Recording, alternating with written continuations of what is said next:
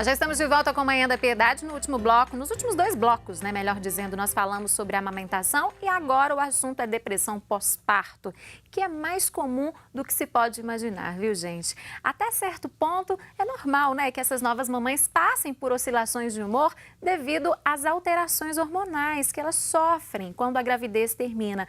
Mas quando essa intensidade de sentimentos, como a tristeza, aumenta, a atenção deve ser redobrada. E, de certa forma, é difícil, né, para as mamães buscarem ajuda em um momento tão especial, tão mágico, né, que é a chegada de uma criança. E muitas pessoas acabam confundindo a depressão pós-parto com uma rejeição da mãe ao bebê, né? Ou mesmo uma irresponsabilidade materna.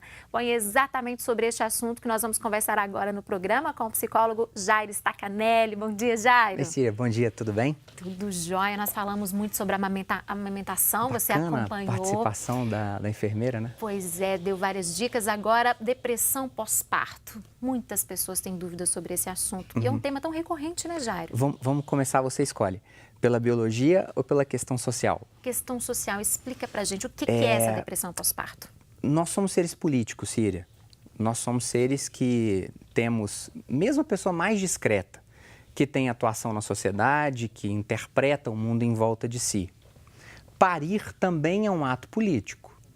Então, quando uma mulher, por exemplo, da nossa geração, escolheu ter os filhos depois que estudou, depois que conseguiu uma promoção no trabalho, e essa depois é uma tendência hoje, né, Jairo? Exatamente. Então, assim, são todos contextos que fazem com que a escolha de um lado, de parir mais tarde, seja uma escolha melhor, mais bem pensada, e tudo aquilo que envolve o que está em torno. O telespectador da TV Horizonte, independente da sua faixa de renda, já ouviu falar daquela moda dos newborns, que é aquela fotografia que o neném lá, o nenenzinho... Cada coisa maravilhosa. É lindo. O nenenzinho de 30 dias é lindo. Mas, Círia, hoje eu vim para meio que provocar. Uma mãe que está sofrendo de depressão pós-parto não acha nada maravilhoso. Nada. É um sofrimento pleno. Por quê? Se ela deixou para ter o filho lá para os 30 anos, talvez ela já viu sobrinhos, ela viu o nascimento do filho da amiga, ela é madrinha da vizinha. Só que na hora que o neném dela chega, ela não consegue estabelecer vínculo com essa criança. E aí você tem uma imensidão, Círia, de pensamentos negativos em que ela diz que eu não vou dar conta, eu não consigo, eu a vida inteira fui uma boa ajudadora por perto das crianças que estão aqui. E mas esse menino que é filho, meu, né? Nossa, eu não estou dando conta, e aí sabe? são vários sentimentos que vêm à tona. Círia, a prevalência da depressão pós-parto, ela é enorme. Nós estamos falando aqui de 1/4 da população de mulheres que tem algum tipo de acometimento nesse sentido. E por que ainda é tão difícil falar sobre isso? Pois é, Círia, porque como seres políticos que somos, essa mãe tem muita dificuldade de dizer assim, não é maravilhoso. Ela não admite isso. Essa mãe tem muita dificuldade de dizer assim, olha, eu estou tendo muita dificuldade de amamentar. O meu leite é fraco. Sabe aquelas coisas que a gente escuta muitas vezes? E a Tereza acabou de falar sobre isso aqui. Não tem nada disso. Vamos lá, vamos com calma. Só que a doença depressão, Círia, aí rumando da parte social para a parte biológica, a doença depressão, ela é uma doença crônica, ela envolve questões de natureza biológica, de natureza neuropsicológica. A depressão, Cília, ela é uma doença de deficiência de neurotransmissores. A gente precisa de um fluxo para que o nosso pensamento ele flua. A gente precisa de serotonina, dopamina e outros neurotransmissores para que esse pensamento que a gente está exercendo aqui, para que você que está em casa entendendo, para que aconteça. Ou seja, os neurônios eles se conectam. E eles se conectam de forma química e de forma elétrica. Quando a conexão ela acontece de forma deficitária, em função dessa doença depressão, tudo fica mais lento. Círia, nós estamos falando aqui de uma tristeza muito grande e muito prolongada. Telespectadora da TV Horizonte, você tem um ser que é tudo que você pensou.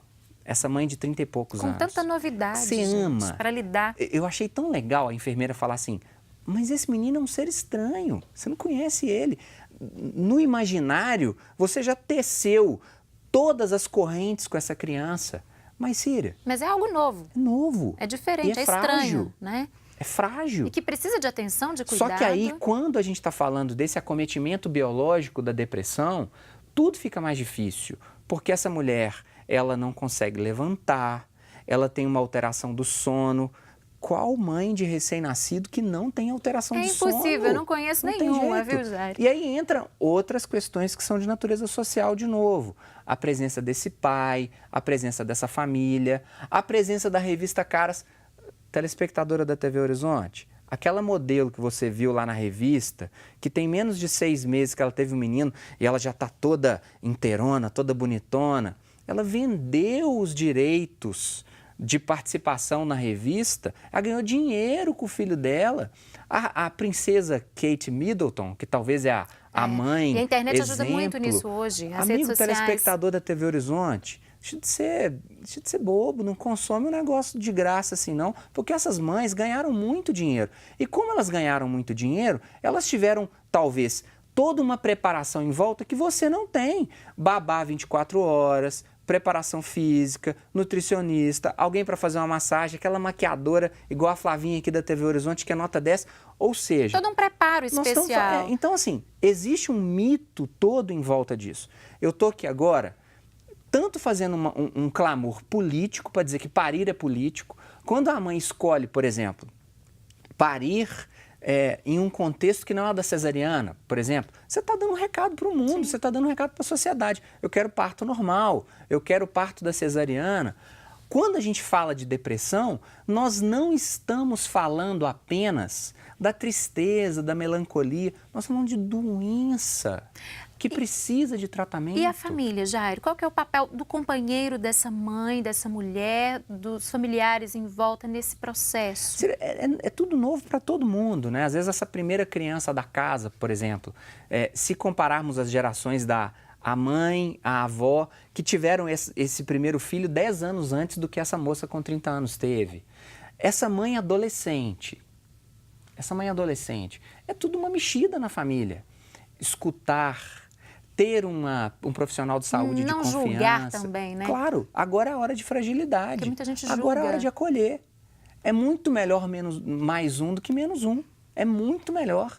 Ter uma profissional de saúde como essa que estava aqui agora, a enfermeira que estava aqui agora, olha a paixão que ela fala sobre amamentar, mas é preciso entendermos que a mãe que está com depressão, ela precisa de tratamento. E tem uma questão, Síria, que é muito importante. Muitas mães, quando se veem grávidas, abandonam abruptamente o tratamento de depressão que estavam fazendo. Hoje em dia, os psiquiatras, os medicamentos de depressão, alguns deles são seguros. É lógico que tomar durante remédio, a gravidez. lógico que tomar remédio para depressão é uma coisa que precisa de ter um segmento. Eu conheço, Síria, casos onde as mulheres tomam remédio para depressão, os homens também, por 10 anos. Mas aí é necessário um acompanhamento durante a gravidez, né? Certo. E aí eu já falei isso aqui uma vez. O psiquiatra é o melhor especialista para isso. Então não é o ginecologista, não é o cardiologista. O psiquiatra é o melhor especialista. Se você não gostou de um, vá em outro, pesquise. Até encontrar um que porque identifique, é ele que né? sabe o processo. Agora, o que acontece muitas vezes é que, e isso a prevalência é enorme, Síria. Se eu falei de 1/4 das mulheres terá depressão pós-parto, dessas mulheres, desse 1/4, a maioria delas ou teve um processo depressivo anterior à gravidez, ou estava em um processo de tratamento da depressão e terminou esse tratamento abruptamente. Não tem jeito. Não tem como a gente pensar que esse acometimento, ele é um acometimento que acontece do nada. Uma criança que é uma criança agitada, um neném que é um neném bravinho, né? É um neném que precisa de mais processo em volta, né? Mais cuidado da mãe até. E aí é a necessidade desse papo reto que a gente está tendo com essas mães aqui agora. Mãe, se tem 2, 3 dias que nem cuidar da sua própria higiene você está fazendo, se você está mal, se você não está legal, se no fundo a ideia de maternidade que você tinha era da Kate Middleton, duquesa de Cambridge, ou daquela mulher lá da revista de Caras. Poxa vida. E a Ludmila Silveira, do bairro Palmares, aqui de Belo Horizonte, quer saber o seguinte, Jairo, por quanto tempo pode durar a depressão pós-parto? Depressão é uma doença crônica, Síria. Então, às vezes a gente brinca, né? Assim, o sujeito nunca vai se curar da diabetes. Então ele tem que ficar atento, porque se ele resolveu agora, na sobremesa, tomar 2 litros de pote de sorvete, ele vai passar mal, vai dar errado. Então a depressão é algo que precisa de ser compreendido ao longo do tempo. Eu quero pensar, mais do que no tempo da depressão pós-parto, nesse tempo de perda de qualidade de vida muito recente. Eu vou colocar aqui 2 dias para essa mãe. Se tem 2 dias que você já teve uma alteração muito grande de apetite, o sono já vai ficar alterado por si só, mas assim, você não tem vontade de sair do quarto, você não tem vontade de se cuidar, a mãe precisa de se cuidar, né? Vamos procurar um especialista, vamos conversar. E outra questão, vamos conversar sobre isso. Muito se fala, junto da lógica da depressão, de uma estética da felicidade. Síria, a gente está imerso hoje em dia dentro de uma estética de felicidade, onde eu preciso de ser feliz, né? Como a rede social mostra. E aí, de novo, eu repito, nós somos seres políticos, nós somos seres que precisamos ver aquilo que nos é colocado e com crítica sobre o que é colocado. Senão, e não querer dá aderir errado. a tudo isso e querer fazer da mesma forma. Eu acho, e aí vem Síria, muitas frustrações, né, Jair? Eu acho. E outra coisa, a gente precisa de respeitar aquela mãe que diz assim, olha, a minha experiência, ela não foi uma experiência tão linda igual, sabe? Não foi uma experiência tão linda não. Eu respeito muito essa mãe que tem coragem de dizer isso. Talvez ela viveu um processo de depressão pós-parto e nem soube disso. Eu acho que é muito fácil a gente ser pedra, difícil é ser vidraça, viu, Síria? Agora, essas pessoas que moram, né, sejam familiares, companheiro, como você disse, desse apoio, é fundamental também ficarem atentas aos sintomas dessas mulheres, claro, né? E respeitar. Porque às vezes elas não conseguem desabafar, não conseguem falar, mas a pessoa que está ali do lado pode observar isso. E respeitar. Eu acho que o processo mais importante para quem está em volta é respeitar. Eu me lembro que acho que foi a primeira participação aqui no Manhã da Piedade, Síria, em que a gente estava falando sobre Setembro Amarelo, e aí eu dei o exemplo, né, assim, você tem um adolescente deprimido dentro de casa, aí você vai chegar para ele, vai com a prova, vão para Disney? Gente, o menino está doente, ele precisa de tratamento especializado, ele precisa de respeito. E não mascarar a situação, Exatamente. A realidade. É preciso respeito, Síria. Tá certo. Jair Stacanelli, mais uma vez, muito obrigada pela sua vinda. Que bom alegria. Dia para você. Obrigado. E nós vamos agora a um rápido intervalo e voltamos já com a Manhã da Piedade. Não saia daí.